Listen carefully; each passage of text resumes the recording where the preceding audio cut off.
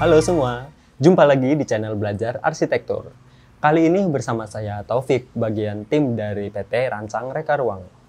Bagi teman-teman yang belum subscribe channel ini, yuk diklik dulu tombol subscribe-nya dan jangan lupa nyalakan lonceng notifikasinya agar tidak ketinggalan video-video terbaru dari channel Belajar Arsitektur. Oke, di video kali ini kita akan membahas material yang pastinya sering banget kita temui sehari-hari secara sadar atau tidak, yaitu kayu solid dan non-solid. Kira-kira teman-teman sudah ada yang tahu apa itu kayu solid dan non-solid? Secara umum, berdasarkan pengolahannya, perabot kayu terbagi dalam dua jenis, yaitu kayu solid atau yang disebut juga dengan kayu utuh, dan kayu non-solid atau sering disebut juga dengan kayu olahan. Walaupun keduanya berbahan dasar dari kayu, keduanya memiliki banyak perbedaan. Nah, kira-kira apa aja sih perbedaannya? Yuk, langsung aja kita masuk ke pembahasannya. Simak videonya sampai akhir ya. Yang pertama yaitu kayu solid.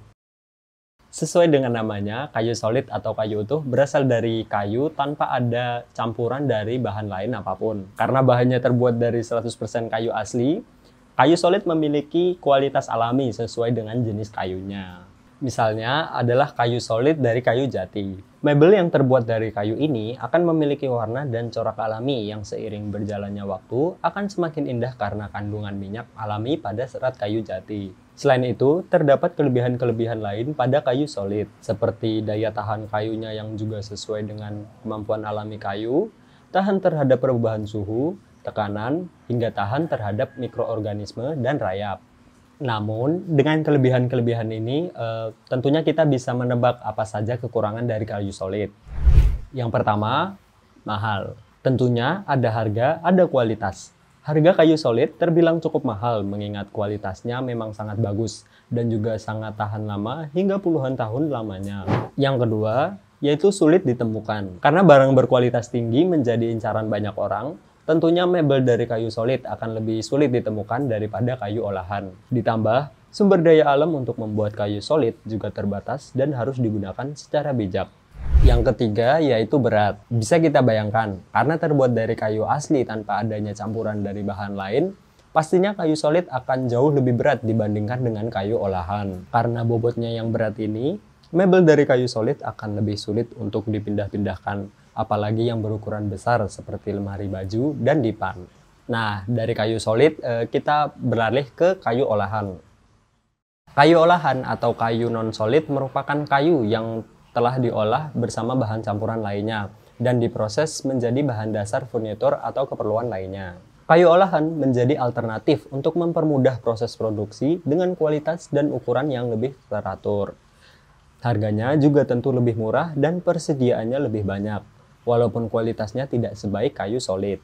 Namun, harga furnitur dari kayu non-solid tentunya bervariasi, tergantung dari bahan yang digunakan. Semakin bagus kayu non-solid yang digunakan, maka harganya akan semakin mahal.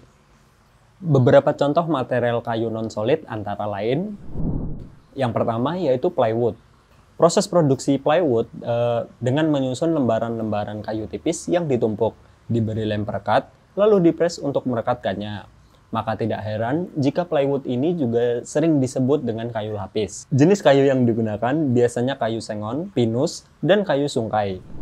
Yang kedua yaitu particle board. Particle board menjadi alternatif yang mudah didapat karena menggunakan bahan-bahan daur ulang, misalnya seperti sisa potongan kayu, serpihan, dan serbuk kayu yang dikompres secara bersamaan. Oleh karena itu, particle board memiliki harga yang cukup terjangkau. Yang ketiga ada fiberboard. Kayu komposit jenis ini dibuat dengan serpihan serbuk kayu yang direkatkan dengan tekanan tinggi pada suhu panas. Meski teksturnya fleksibel, fiberboard memiliki tingkat ukuran dan kekuatan yang konsisten. Dari segi bobot, mungkin fiberboard memang lebih berat dibanding dengan jenis kayu olahan lainnya, karena terbuat dari bahan kimia resin. Jenis kayu yang biasanya digunakan untuk fiberboard adalah jenis kayu karet. Yang terakhir ada blockboard. Blockboard tersusun dari balok-balok kayu lunak yang dipadatkan oleh mesin, ditempelkan menjadi satu, dan diberikan bahan pelapis untuk menjadi sebuah lembaran yang menyerupai papan. Setelah papan direkatkan dengan menggunakan lem khusus, Dilakukan proses pengeringan untuk mengurangi kandungan air terdapat di dalamnya 10 hingga 12% supaya papan bisa lebih awet, tidak busuk, dan mampu bertahan dalam waktu yang lama. Nah, demikian pembahasan kita kali ini mengenai kayu solid dan non-solid. Semoga dapat menambah ilmu teman-teman semua. Jika teman-teman punya pertanyaan mengenai tema yang kita bahas di video kali ini, teman-teman dapat menanyakan langsung di kolom komentar atau menghubungi arsitek dan desainer interior di PT Rancang Reka Ruang untuk berkonsultasi atau sekedar tanya jawab. Untuk kontak dan linknya akan kami cantumkan di kolom deskripsi di bawah ini ya. Oke, sekian video kami kali ini bersama saya Taufik dari PT Rancang Reka Ruang. Sampai jumpa di video-video kami yang selanjutnya. See ya!